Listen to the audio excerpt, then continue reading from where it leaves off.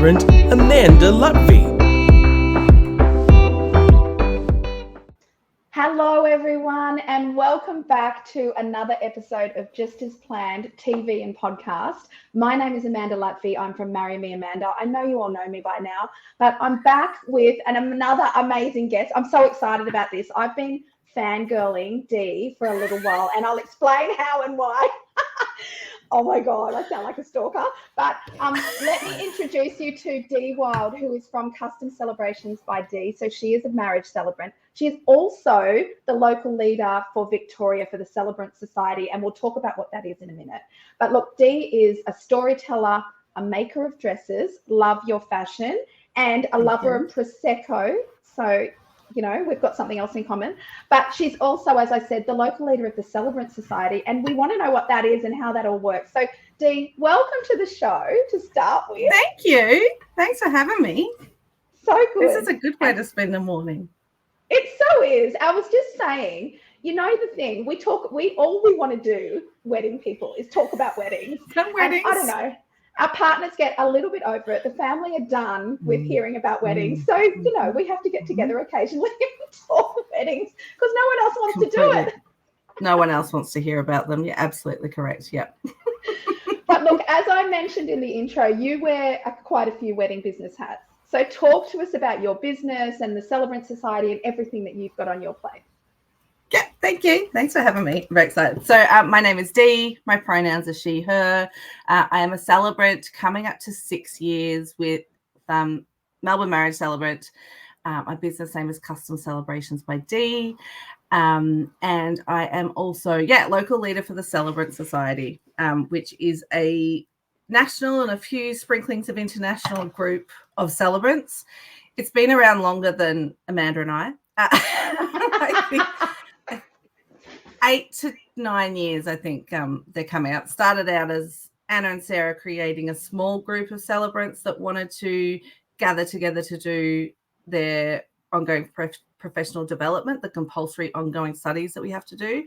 And then it's over time built into this, I think, phenomenal group of like-minded celebrants who are there to support, boost, hype up, encourage each other, learn from each other, and then also be there for the I just need to vent about this in an utterly safe space.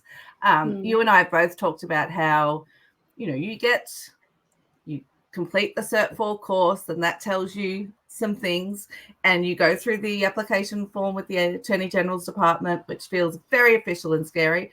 And then you have these 2 pieces of paper that says that you are legally allowed to marry people, but the actual mechanisms of becoming that celebrant and telling that story and holding that space, all of those things, it's nowhere. So there's this group of amazing people who are very generous in sharing their skills and the things that they've done wrong or differently, or it's just a very good support base that is online, but then we also get together in person and talk about things as well. So so that's me. That's my main 2 hats, is celebrant as Custom Celebrations by Dee, and then local leader for Celebrant Society.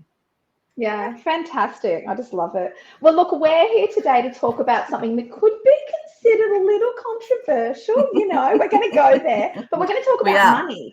We are going to talk about specifically the cost of celebrants in Australia, because as we know, and there's been a lot of chat in the Celebrant Society and in our group around, you know, there's a misconception for some, not for all, but a misconception out there in the market that as celebrants that we just kind of rock up for half an hour, we get paid our fee, and that's all we do. So we want to clear that misconception up. We want to talk about the role of a celebrant, the importance of it. Where do we even start with this topic? I don't know. It's a big one. We've opened a can. We've opened the can. I know.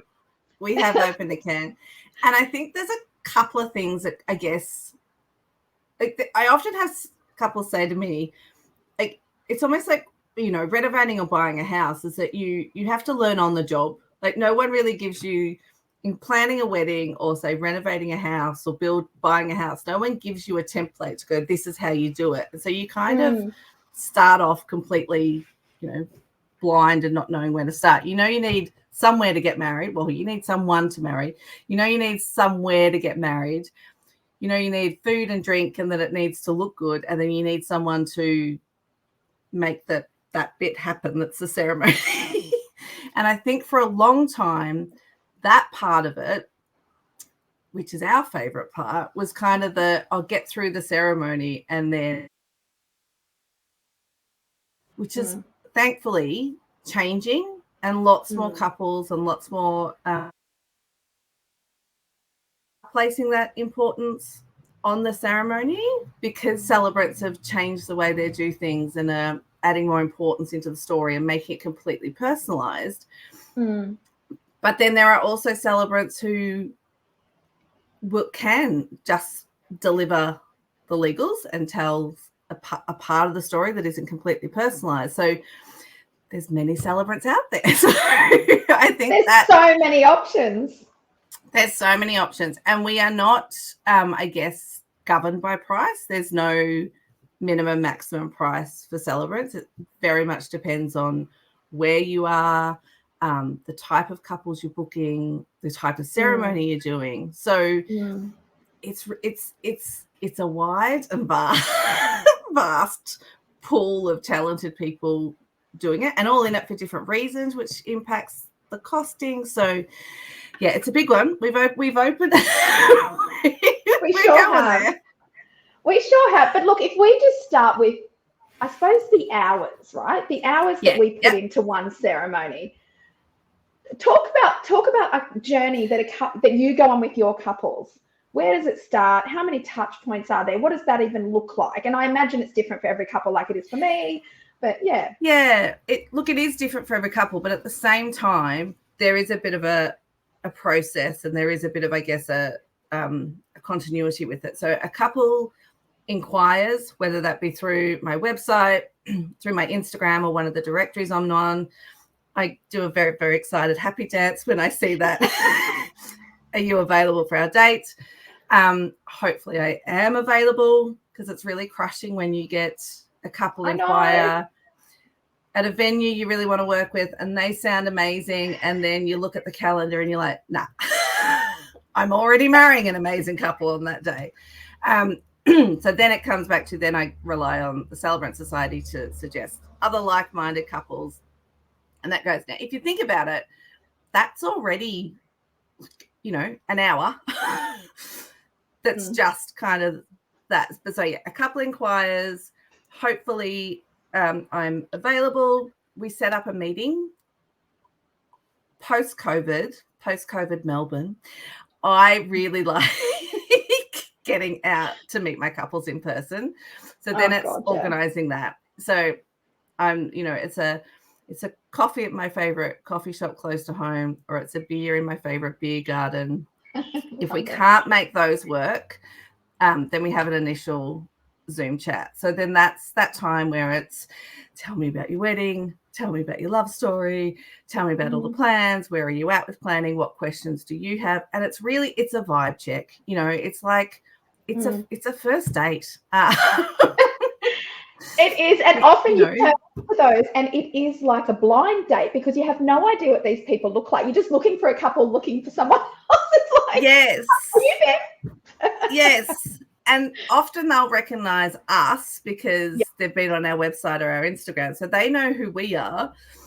I've got if it's Sarah and Amanda, I've got a rough idea of who I'm looking for, but you don't. So many a time I've enthusiastically jumped up at my cafe and greeted someone, and they're like, hi, no, you're not here to meet me, as you were. Totally. Yeah. So there's that initial chat. It's literally a vibe check. It's making sure that our values align, that the sort of things they're saying for their wedding are the sort of things that excite me about weddings, that we're on the same page, and that they feel comfortable with me, because we get deep real quick. Like we start to ask intense questions. That first meet, we might be asking about, how's the family dynamics? Like, what are we walking into on the wedding day? We find out a lot of information about our couples. So it's just really important that you're comfortable with each other. Hopefully from then, the admin side kicks in. You go home, you create the quote, you create the start of the paperwork. Hopefully the couple says, yes, that was amazing, ticks the box, books us in. And then depending on how long out, like sometimes we have couples book us, as you know, 12 to 18 months out. This year, I think we're finding couples are like, so we're going to get married in 3 months. And you're like, okay, we can do this, but we need to move now. Strap in. And that's the and other so then thing. I was just going to say, a lot of couples don't realise we kind of need some notice. You can't just get married next week. This isn't the United States. Exactly. This is not Joey Tribbiani downloading a certificate from the internet. Like this, it can't happen. So there's a minimum 31 days paperwork has to be lodged by us. So you can possibly find a pub venue or that on a short notice, but if it's going to be legal, then it needs to be planned out. So within that time, sometimes I'll say to my couples, if it's a year away, I said, I'm going to leave you alone now. I even give you permission to stop thinking about wedding planning. Like you've got your photographer, venue, celebrant, florist, you've got the big bits locked in. Now you can just kind of relax and maybe not think about it for a little while. And then, a good 3-4 months out, we get together, fill out that legally binding paperwork, which is the notice of intention to marry, so that we can lodge that with BDM, which I tend to call a bit like the marriage license. Like we're more familiar with Hollywood serving us up marriage license. So that's how I kind of frame it for my couples, that it's that. So, but I also love that meeting because it's generally what I call the planning meeting. So we get the paperwork signed and I see their IDs, and then it's a sometimes 2-hour robust conversation about what their day and their ceremony looks like. So again, that's hopefully over coffee or beer, or it can be on Zoom.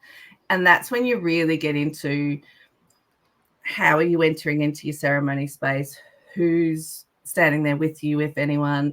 Have we got flower girls? Are we doing a confetti toss-up? Like that's when you find all the details so that you can build the ceremony. Send my couple a questionnaire where I get to know all their inner thoughts and feelings about each other, their story, their quirks, all the detail that we go into. And then it's ceremony writing time. So then it's sitting with those questionnaires. I'm a printer and a doodler, so I like to print it out and draw circles and exclamation marks and love hearts around bits and highlighting bits, and sitting down to write the ceremony. What's next? Then I like to send my couples a draft, whether it's a full draft with the story included or whether it's more the nuts and bolts of the ceremony so they know what's happening. Then it's helping them write their vows. And at this point, it's kind of as many text messages, emails, calls as we need. Do you know what I mean? Because it could be, since our meeting, we've decided we've added 2 extra flower girls, or turns out both mum and dad are going to walk me down the aisle, or just all those little things. Or we've chatted to our photographer and realized that actually the best light is going to be at this time. So we're moving the ceremony 45 minutes. And all of these things we can absolutely work with. Yeah. It's just those final changes. Tweaks. The tweaks that we incorporate in. And then the week of the ceremony, I tend to spend a lot of time thinking about my couples that week of their ceremony. Like it's, last week was Beck and Lisa week. I was and that's when the ceremony is finalized. You're making sure that if they're doing personal vows, both of the couples have sent the personal vows to me. I then print it to go into my ceremony book. The ceremony gets printed. The paperwork of BDM is updated and printed. The pretty certificate is printed, and my speaker is on charge, my mics are on charge, my dress is made and ironed. Like, it's behind the scenes. Yeah, the car's full of petrol, or I've worked out how I'm getting there. Like, it's that's sort of the process. Yes. Wedding day, lots of energy, high fun, leave with a hug and, hopefully a glass of prosecco before you go. I come home and register it either that night or the next morning. Yeah. And that's pretty much, apart from sort of then looking forward to seeing the photos from the day. In a sense, our job ends when we go home and register the wedding. But that's a process. So it's not 20 minutes, and it is not one day a week. To quote some things that get thrown at us. Yeah, it's interesting, isn't it? There's so many things that need to be ticked, and what do they say? I's to dot, T's to cross, like, to make sure that someone is legally married. Like, and I think couples often, and you don't know what you don't know. If you've never been married before, you can completely underestimate the ceremony part of the wedding. Yeah, completely. Yeah. And it's also it's those things of often couples don't actually like being the center of attention, and so it is Totally. It's holding space. And that's why we do ask lots of questions about family dynamics and who's coming to the wedding, because often, especially, lots of my couples enter in together. So when I start the housekeeping ceremony, it's just me standing up there. So you kind of need to have a read on who's there and how they're all getting along and all of those sorts of little things, because you're holding space for that ceremony. And people have arrived for the wedding. There's a lot of emotion on a wedding day, and we kind of hold that space, which is an intangible thing, but it needs to be held just right for each couple. So it does. Yeah. And then I think there's also, like, let's think about the hidden costs. Like, obviously, to be qualified to be a marriage celebrant in Australia, there's a course that we all need to do, the Cert 4 that you mentioned before.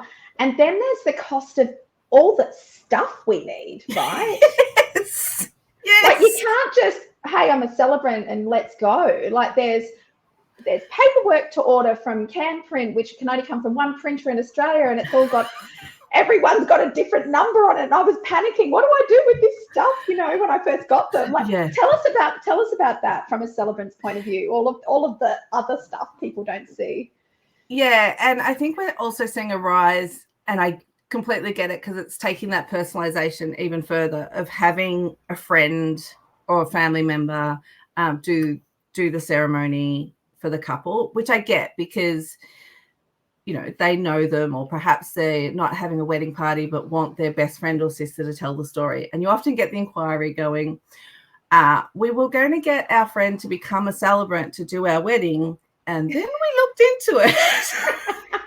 So now can they co-captain with you? Because it's a Cert 4 certificate that you obviously have to pay for, and that varies, from anywhere to online or in person, and then how much detail you're getting. So that's an absolute cost and commitment.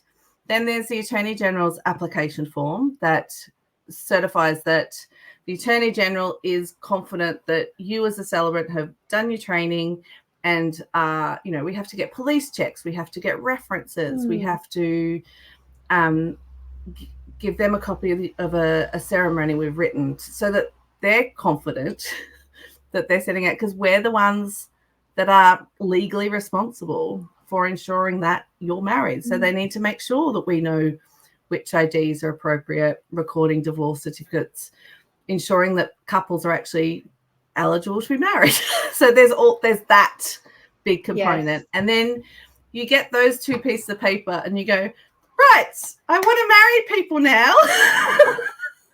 What do I do now? Yes. So then it goes down the setting up a website, which even if you did, a an almost free site, but you still paid for the name and did it yourself, there's still costs in that. 100%. Then it's like, oh, great, I think I've got a couple booked, but how is everyone going to hear me? So then you have to invest in a speaker, which, you know, my beloved speaker that has a few scratches and bruises on it now, it has absolutely paid for itself. But, oh, my Lord, that first, when you hand over the money for that speaker and all you've done is spend money to get to that first wedding, it's, it feels a little bit gut-wrenching. Totally. Plus, you know, we always recommend joining an association like the Celebrant Society, or there are some others, just to have that support and backup. And then there's also the insurance part that goes with the society. Yeah. Yep. So Celebrant Society also covers your public liability insurance, which we're finding post-COVID that a lot of venues are asking for that certificate of insurance, you know, pretty early on. Then there's advertising, because you've got to get your name out there somewhere. So that's either, you know, Google, Facebook, Instagram ads, or joining a directory or paying for advertising. Yeah. Then there's, you know, there's, like you said, there's the paperwork. So the actual certificate that we give the couple on the day, we have to order from Canberra, from the one place that prints. We have to get that in. So there's a cost in that. We're downloading forms from the internet. We've got there's an operating system to make sure that you're keeping track of your couples. There's the coffees and the beers when you are meeting with a couple. You know, there are getting to that first wedding can be, it's a distinct outlay of funds, and taking a risk on yourself as well, of going, yep, I can do this. I'm going to back myself. 100%. And it's going to take some time for that money to come back before you, like, it would take, I don't even want to, it depends on where you are, but it would take several, if not many, weddings to break even, if that makes sense. Yeah. The setup costs are not, are significant. Yeah. Yeah. And then there's the ongoing cost, and I kind of love having this excuse up my sleeve, but we need to look good at the wedding. So, you know, having to buy a new dress every few weeks is kind of cool. That's kind of cool. Yes. Especially in season. Yes. You know, I can't wear that one. I wore that to so-and-so's wedding, so I've got to wear, you know. Exactly. And actually, they got referred to me from friends that might be there, so I can't wear the same dress. Or exactly. I'm working with Loz photography again, so I can't wear the same outfit I wore last time. Absolutely. Yeah. Oh yeah. It's feeding my fabric and earring obsession quite well. Yeah. 100%. I've actually got a whole part of my wardrobe that's just the Celebrant stuff. But look, you mentioned a great thing before. When you're first meeting a couple, it's that vibe check thing. What advice would you give to couples listening, watching? How do you find the Celebrant for you? I mean, whether you've got this bigger budget or this bigger budget, where do you even start? What's your advice? So my first one would just be to go to the Celebrant Society directory, where you will find over 400 celebrants listed, that you can just pick one in your area and go with that. But so there is that. I think it's your other vendors are brilliant recommendations, particularly if we're thinking budget lines. So most couples start with their venue, because their venue will dictate the size of the wedding, the budget. Like, that's the biggest expense. So most couples start with the venue. So whether it's an official list that the venue have of preferred suppliers, or just asking your venue on your tour, or once you've paid your deposit, like, who do you recommend for celebrant and photographer? Because they will generally, you know, they're going to be good because they've worked with them before and have seen their ceremonies. And more importantly, I think, for those sort of recommendations and interactions, they've seen the celebrant arrive kind of in some of those off camera moments, if you know what I mean. And they've been in contact with the celebrant beforehand. So I think your venue and your photographer are great places to go for your celebrant request or recommendation, especially because it's going to be, I guess, a similar budget. If for some reason the venue doesn't have a recommended supplier list, look at who on their Instagram or their feed who's often at the venue, because that also can indicate that they're the right type of that vibe and price point, as well as is right for you. Instagram. I mean, Instagram and a hashtag, like, it's one of those hidden costs in terms of time that we all pour ourselves into it and then get done with it and don't want to do it. But it can help. So looking at, hashtag Melbourne Celebrant or hashtag Brisbane Celebrant, yes, will bring up a lot. But if there's someone there that you're scrolling that you're like, oh, I like the look of Amanda, or what nutbag earrings is that Custom Celebrations by Dee wearing now? If there's someone that, if there's something that you relate to as you're scrolling through, then that's a good indicator as well. And family and friends, whether it's the friend, sometimes it's the friend that went to a wedding and went, oh my God, the wedding was amazing, but the ceremony didn't feel like them. So then that's not who to ask for. But if they come home and you're asking people about weddings and they go, yeah, I really loved the celebrant, or I love the way they did that, or I hadn't seen that done in a wedding before, family and friends are good ones. Yeah. And as a celebrant, make sure all your family and friends know that you're a celebrant, so that when someone at work says, oh, we just got engaged, we're like, great. here's Amanda's details. 100%. And I think that remains my biggest source of it's either venues or word of mouth. It's people who've seen you in action and know that you're going to vibe with the couple. And that's what it's all about. I always say to my couples, we have to meet to see if I'm right for you. I may not be your perfect celebrant match, and that's okay. And that's okay. Find, because if I'm not, I can, pretty much guarantee that I can find someone. So I can find definitely like-minded celebrants that are very much on my same vibe. Or I can probably find someone who, I love and respect, but we have very different approaches. And so therefore I can say, actually, I would recommend that you have a chat with, another celebrant. And I also think as a both actually, couple and celebrant, it's like looking at where you're getting your wedding inspiration. So if you're reading Hello May magazine, or for a lot of my couples, it's Dancing with Her. And a lot of these have directories as well. So it's finding the weddings of celebrants that we want to work at, and then working with those publications and directories. And for couples, it's what are the weddings that are, almost stopping you in your tracks if you're scrolling, and then looking at where they are and who's involved. And then picking those from, And the thing, I think, a lot of people talk about the costs of weddings, and the reality is it's one day. And we as your vendors, every vendor I know who works in weddings is so committed to making sure that we deliver. We get one shot at it, right? And that's the thing.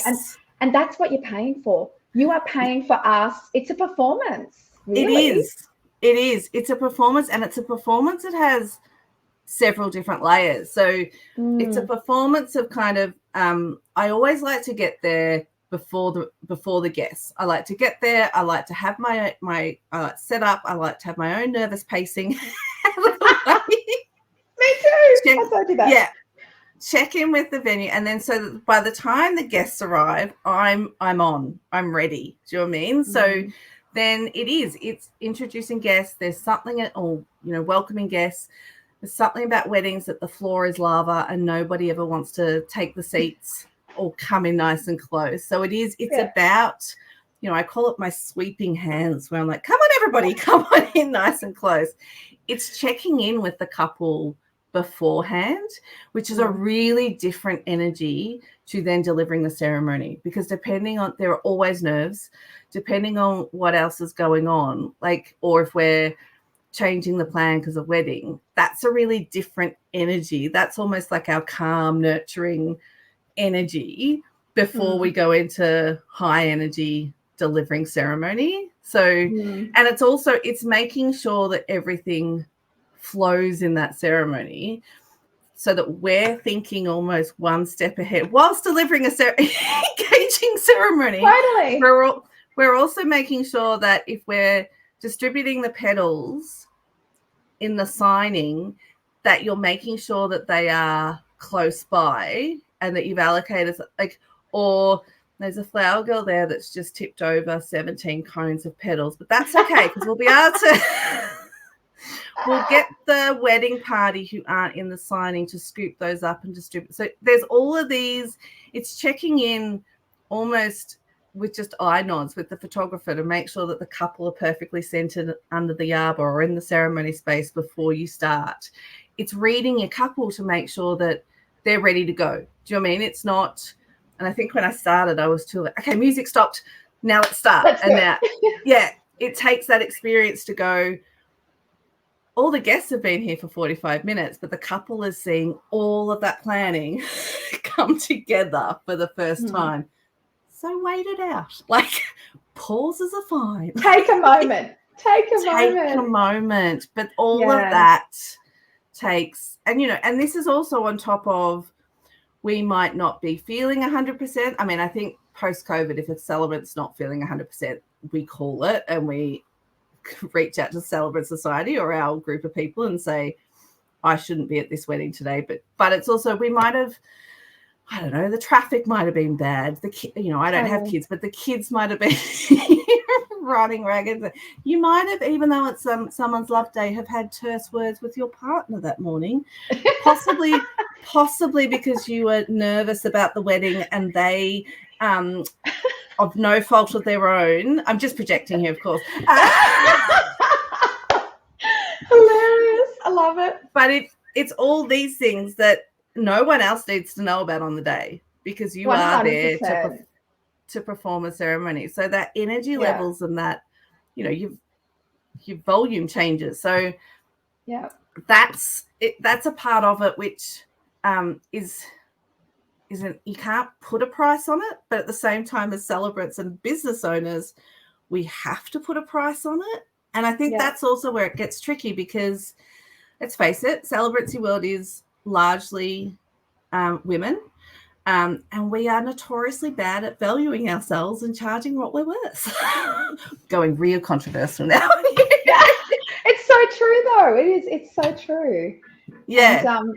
And look, and I think, if you think about the variation in pricing for celebrants just within the areas that we both work in, it is huge. And I always look back and say, well, the registry office, you can go and get married there in Brisbane, and I think it's about $500 or $600.